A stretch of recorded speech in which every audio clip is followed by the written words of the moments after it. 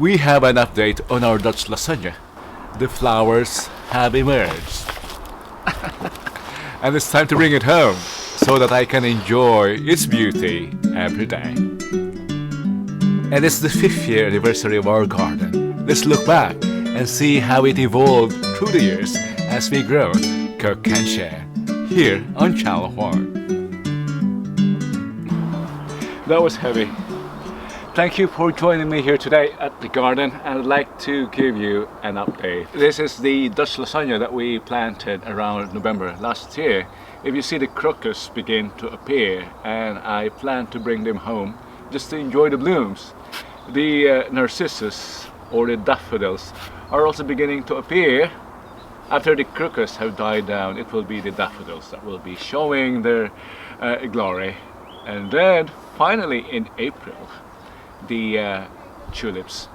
So it's a continuous display of spring bulbs.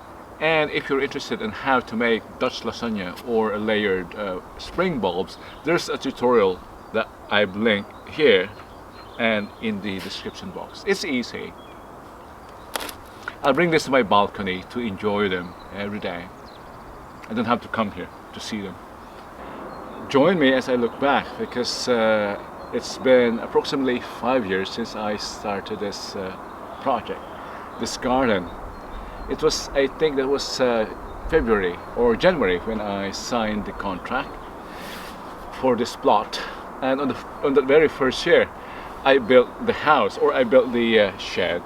Thanks to Junaidi, who helped me hold the sand and the materials to this side. The ground is soft here.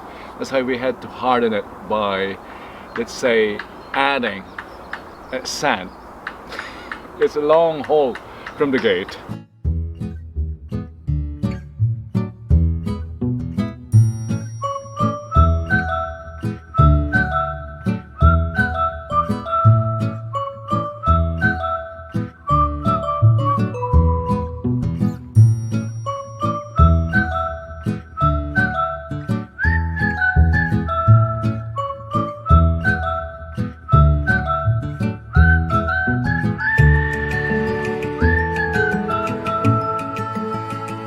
You might be wondering, how did I start and how did I get inspired gardening? Thanks to YouTube. Actually, I've been watching the uploads of the YouTubers in the UK. A shout out to James Cameron, to let's say Dan of Essex. I've been watching them, and I was inspired to do gardening as well and build a shed like this. Before that, I also got interested in hydroponics. That's why my first gardening adventure was indoors, growing salads in my bookshelf. And it was a success, really. And then of course, the bigger the better. That's why I acquired this plot.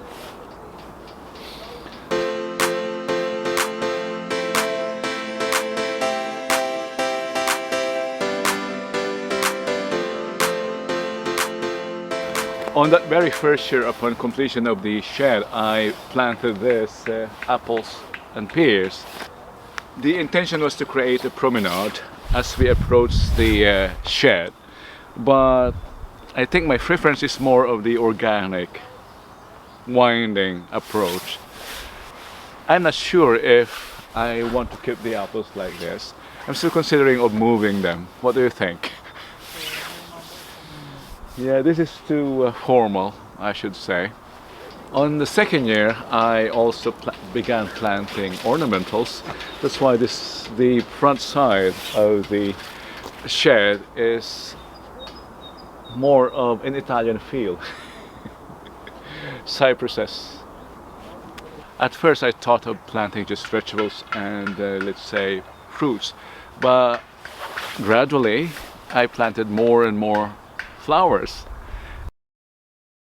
I fell in love with dahlias, and I was able to make, let's say, flower arrangements for the chairs for a year, I think for 13 Sundays.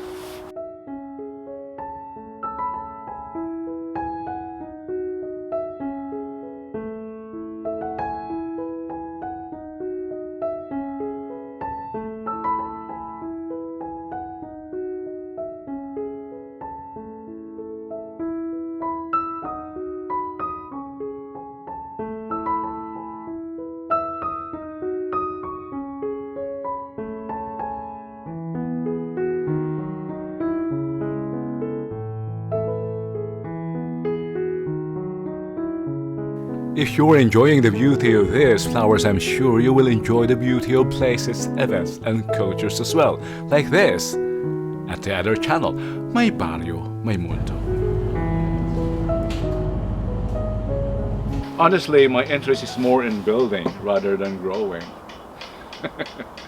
I was more interested in building this shed, plus this pergola.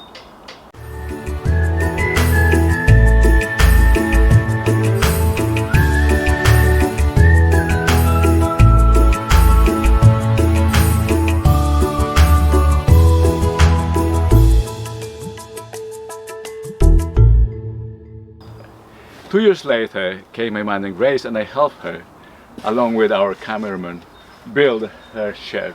I kept this open, this gate, as an access to her place. At first I was very enthusiastic. I wanted to grow as many crops as possible, but gradually I want to just plant my favorite vegetables. Let's say ampalaya or bitter gourd and corn. The rest, just flowers. What do you think? Can you recommend a crop which I can easily plant in this zone? I have the same weather as London. So if you're in the UK watching, what do you recommend? What can I easily plant here in this zone? Don't leave me yet. Let's play our theme song in full as we bring these spring flowers home. I hope you have been inspired to grow, cook and share. Thank you very much for believing in our format and for your unending support. Your Kuya and Uncle here, Romilo. Gardening and cooking and sharing from Holland. See you on the next video.